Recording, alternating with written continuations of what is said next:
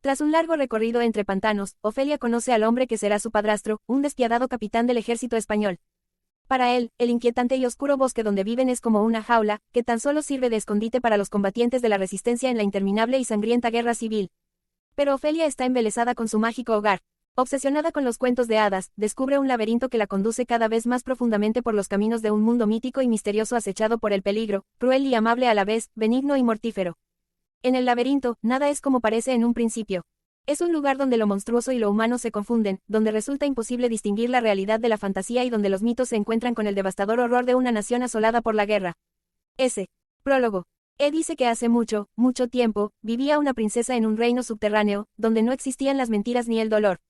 La princesa Moana soñaba con el mundo humano, soñaba con un cielo azul brillante y un infinito mar de nubes, soñaba con el sol y el pasto y el sabor de la lluvia, así que, un buen día, logró escapar de sus guardias para venir a nuestro mundo.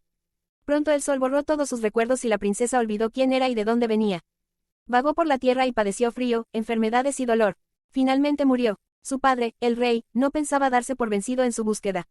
Él sabía que el espíritu de Moana era inmortal y tenía la esperanza de que algún día regresara a casa. En otro cuerpo, en otro tiempo, quizás en otro lugar, esperaría, hasta su último aliento, hasta el final de los tiempos. Página 7. I. El bosque y el hada. Había una vez en el norte de España un bosque tan viejo que podía contar historias muy antiguas, ya olvidadas por los hombres. Los árboles estaban tan profundamente anclados en la tierra cubierta de musgo que sus raíces envolvían los huesos de los muertos a la vez que sus ramas se extendían hacia las estrellas. Tantas cosas perdidas, murmuraban las hojas mientras 3 coches negros avanzaban por el camino sin pavimentar que cortaba a través de helechos y pantanos. Pero todo lo que se perdió puede encontrarse de nuevo, susurraban los árboles. Era el año de 1944 y la niña sentada en uno de los vehículos, junto a su madre embarazada, no entendía lo que musitaban los árboles. Su nombre era Ofelia y, aunque solo tenía 13 años, sabía todo sobre el dolor de la pérdida. Su padre había muerto hacía un año y Ofelia lo extrañaba con tantas fuerzas que a veces su corazón se sentía como una caja vacía donde solo habitaba el eco de su dolor. A menudo se preguntaba si su madre sentía lo mismo, pero le era imposible encontrar la respuesta en su rostro pálido. Tan blanca como la nieve, tan roja como la sangre, tan negra como el carbón, solía decir el padre de Ofelia, con voz suave y llena de ternura, cuando observaba a su madre. Te pareces tanto a ella, Ofelia, porque la niña se veía extraviada, ausente. Llevaban varias horas en el coche, alejándose cada vez más de todo lo que Ofelia conocía, adentrándose sin retorno en ese bosque interminable para conocer al hombre que su madre había elegido para ser su nuevo padre. Ofelia lo llamaba el lobo y, aunque no le gustara pensar en él, incluso los árboles susurraban su nombre. El único trozo de hogar que Ofelia pudo llevar consigo consistía en algunos de sus libros. Apretaba con fuerza los dedos alrededor del que llevaba en el regazo, acariciando la portada. Cuando abrió el libro, las brillantes páginas contrastaban con las innumerables sombras que poblaban el bosque, y las palabras ahí inscritas le ofrecieron cobijo y consuelo. Las letras eran como huellas en la nieve, un amplio pasaje blanco que no conocía el dolor, un lugar libre de recuerdos demasiado oscuros para guardarlos y demasiado dulces para dejarlos ir. ¿Por qué trajiste todos estos libros, Ofelia? Vamos al campo. El trayecto en coche había hecho palidecer el rostro de su madre aún más. El trayecto y el bebé que llevaba en el vientre. Tomó el libro de las manos de Ofelia y todas las reconfortantes palabras se silenciaron. Ya estás grande para los cuentos de hadas, Ofelia. Tienes que aprender a mirar el mundo real. La voz de su madre parecía una campana rota. Ofelia no recordaba que sonara así mientras su padre vivía. Oh, vamos tarde, musitó, presionando su pañuelo contra los labios. Se enojará por la tardanza. Su madre gimió y Ofelia se echó hacia adelante para tocar el hombro del conductor. Pare, gritó, detenga el coche, ¿no ve que mamá no se siente bien? El conductor refunfuñó y detuvo el motor. Lobos, eso es lo que eran esos soldados que las acompañaban. Lobos come humanos. Su madre decía que los cuentos de hadas no tenían nada que ver con el mundo, pero Ofelia sabía la verdad, en ellos había aprendido todo cuanto había que saber sobre la realidad. Salió del coche mientras su madre vomitaba sobre los helechos, a un costado de la carretera. Crecían tan densos entre los árboles como un océano de frondas plumosas del que emergían troncos de corteza gris cual criaturas que se alzaran desde un mundo sumergido. Los otros 2 coches se detuvieron también y el bosque de pronto se llenó de uniformes grises. A los árboles no les gustaba, Ofelia podía sentirlo. Serrano, el oficial al mando, se acercó a examinar a su madre. Era un hombre alto y corpulento que hablaba muy fuerte y portaba su uniforme como si fuera un disfraz de teatro. La madre le pidió agua con su voz de campana rota, y Ofelia se adentró en el camino sin pavimentar. Agua, susurraron los árboles. Tierra, sol. Las hojas de los helechos rozaban el vestido de Ofelia como dedos verdes, y ella bajó la mirada al tropezar con una piedra. Era gris como los uniformes de los soldados, situada en medio del camino como si alguien la hubiera extraviado justo ahí. Su madre, detrás de ella, estaba vomitando otra vez. ¿Por qué traer niños al mundo pone enfermas a las mujeres? Ofelia se agachó y cerró los dedos en torno a la piedra. El tiempo la había cubierto de musgo, pero cuando Ofelia la limpió se dio cuenta de que era plana y suave y de que alguien había tallado un ojo en ella. Un ojo humano. Ofelia miró a su alrededor. Todo lo que pudo ver fueron 3 deterioradas columnas, casi invisibles entre los altos helechos. La piedra grisácea en la que fueron talladas estaba cubierta de extraños patrones concéntricos y la columna central mostraba un antiguo rostro de piedra erosionada que miraba hacia el bosque. Ofelia no pudo resistirse, echó a andar fuera del camino hacia aquel rostro misterioso, sin importarle que a los pocos pasos sus zapatos estuvieran mojados de rocío y los cardos se hubieran aferrado a su vestido. Al rostro le faltaba un ojo, justo como un rompecabezas al que solo le falta una pieza, en espera de ser completado. Ofelia sujetó la piedra en forma de ojo y dio un paso al frente. Debajo de la nariz, cincelada con líneas rectas sobre la superficie gris, una boca abierta mostraba sus dientes marchitos. Ofelia retrocedió dando tumbos cuando de pronto se agitó entre aquellos dientes un cuerpo alado tan delgado como una ramita, apuntando sus largos y temblorosos tentáculos hacia ella. Las patas del insecto emergieron de la boca, y la criatura, más grande que la mano de Ofelia, rápidamente se escabulló hasta lo alto de la columna. Una vez en la cima, levantó sus larguiruchas patas delanteras y comenzó a gesticular. La hizo sonreír. Hacía tanto tiempo que Ofelia no sonreía. Sus labios ya no estaban acostumbrados. ¿Quién eres?, le preguntó en un susurro. La criatura volvió a saludarla con sus patas delanteras y emitió un par de melódicos chasquidos. Quizá fuera un grillo. Así eran los grillos. O era una libélula. No estaba segura. Se había criado en una ciudad, entre muros de piedras que no tenían ojos ni rostro. Ni bocas abiertas. Ofelia. La criatura abrió sus alas. Ofelia la siguió con los ojos a medida que se alejaba en el aire. Su madre estaba de pie a unos pasos de la carretera, acompañada del oficinal serrano. Mira nada más tus zapatos, la reprendió con aquella suave resignación que solía impregnar su voz en tiempos recientes. Ofelia miró hacia abajo. Sus zapatos empapados estaban cubiertos de barro, pero aún podía sentir la sonrisa en su boca. Creo que vi un hada, dijo. Sí, eso era aquella criatura. Estaba segura. Pero su madre no le hacía caso. Su nombre era Carmen Cardoso, tenía 32 años, ya era viuda y no recordaba lo que era mirar algo sin despreciarlo o sentir temor. Lo único que veía era un mundo que le había arrebatado todo lo que amó para pulverizarlo entre sus dientes. Así que, aunque Carmen Cardoso amaba a su hija, y la amaba de verdad muchísimo, se había casado otra vez. Este mundo era gobernado por hombres, la niña aún no lo entendía, y solo un hombre podía ponerlas a salvo. La madre de Ofelia no lo sabía, pero ella también creía en los cuentos de hadas. Carmen Cardoso creía en el cuento más peligroso de todos, aquel en que un príncipe la salvaría. La criatura alada que había estado esperando a Ofelia en la boca abierta de la columna sabía todo eso. Sabía muchas cosas, pero no era un hada, al menos no en el sentido en que tradicionalmente concebimos a las hadas.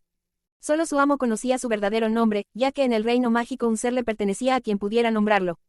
Desde la rama de un abeto observó cómo Ofelia y su madre volvían al vehículo para continuar su trayecto. Había esperado mucho tiempo a esa niña, la niña que había perdido tanto y que aún tendría que perder mucho más para encontrar lo que por derecho le pertenecía. No sería sencillo ayudarla, pero esa era la tarea que su amo. Página 10. Oh, no. Página 10 le había encomendado, y su amo no se tomaba a la ligera que desobedecieran sus órdenes. Oh, no, nada de eso. Más y más se adentraron los coches en el bosque, con la niña y la madre y el bebé aún sin nacer. Y la criatura que Ofelia creyó un hada desplegó sus alas de insecto, plegó sus 6 larguiruchas patas y siguió a la caravana. 2. Todas las formas que toma el mal. El mal rara vez toma forma de inmediato. Al principio se parece más a un suspiro. Un atisbo. Una traición. Pero luego crece y se enraiza, aún invisible, desapercibido. Solo los cuentos de hadas le dan al mal una forma en toda regla. Los lobos feroces, los reyes despiadados, los demonios y los diablos. Ofelia sabía que el hombre al que pronto tendría que llamar padre era malo. Tenía la sonrisa del cíclope Ojáncano y, en su mirada oscura, la crueldad de los monstruos Quegle y Nuberu, criaturas que ella había conocido en sus libros. Su madre, sin embargo, no veía su forma verdadera. La gente tiende a enceguecerse a medida que crece, y es probable que Carmen Cardoso no se diera cuenta de la sonrisa lobuna del capitán Vidal porque era muy apuesto y siempre iba impecablemente ataviado con su uniforme de gala, sus botas y sus guantes. Ansiaba tanto ser protegida que quizá confundió su sed de sangre con el poder y su brutalidad con la fuerza. El capitán Vidal miró su reloj de bolsillo, la carátula de cristal tenía una grieta, pero las manecillas del fondo aún daban la hora e indicaban que la caravana llegaba tarde. 15 minutos, murmuró Vidal, que, como todos los monstruos, como la muerte, era siempre puntual. Sí, llegaban tarde al viejo molino que Vidal había elegido como su cuartel general, tal como Carmen había temido. Vidal odiaba el bosque, odiaba todo aquello que no conservara un orden estricto, y los árboles estaban por la labor de esconder a los hombres que él había ido a cazar. Ellos luchaban contra la terrible oscuridad a la que Vidal servía y admiraba, y él había venido al bosque para doblegarlos. Sí, señor. El nuevo padre de Ofelia amaba romper los huesos y derramar la sangre de todos aquellos a quienes consideraba débiles, darle un orden nuevo a su mundo miserable y desorganizado. Sonriendo, saludó a la caravana. Ofelia, no obstante, supo ver el desprecio en sus ojos mientras les daba la bienvenida en el patio polvoriento donde, en otro tiempo, los campesinos acudían para entregar su cereal al molinero. Su madre, por el contrario, le devolvió la sonrisa y permitió que el lobo tocara su vientre hinchado con su hijo. Incluso cedió cuando él le pidió que se sentara en una silla de ruedas, como si fuera una muñeca rota. Ofelia observó todo desde el asiento trasero del coche, detestando la idea de darle la mano al lobo, como su madre le había pedido. Finalmente salió del vehículo para no. Página 12. Dejar a su madre sola con él, estrechando sus libros con fuerza contra el pecho como un escudo hecho de papel y palabras. Ofelia, el lobo trituró su nombre entre sus delgados labios para convertirlo en algo tan roto como su madre, y se quedó viendo la mano izquierda que la niña le extendía. Es la otra mano, Ofelia, dijo en voz baja. No lo olvides. Traía puestos unos guantes negros de piel que rechinaron al envolver la mano de Ofelia con un apretón tan violento como la trampa de un cazador furtivo. Luego le dio la espalda como si ya se hubiera olvidado de ella. Mercedes, llamó a una mujer que ayudaba a los soldados a descargar los vehículos. El equipaje. Mercedes era delgada y pálida. Tenía el cabello negro como las plumas de un cuervo y ojos oscuros y líquidos. Ofelia pensó que parecía ser una princesa que se hacía pasar por la hija de un campesino. O quizás una hechicera, aunque Ofelia no sabía de qué tipo, si buena o mala. Mercedes y los hombres llevaron el equipaje de su madre a la casa del molino. Ofelia pensó que el lugar se veía perdido y triste, como si extrañara moler grano fresco.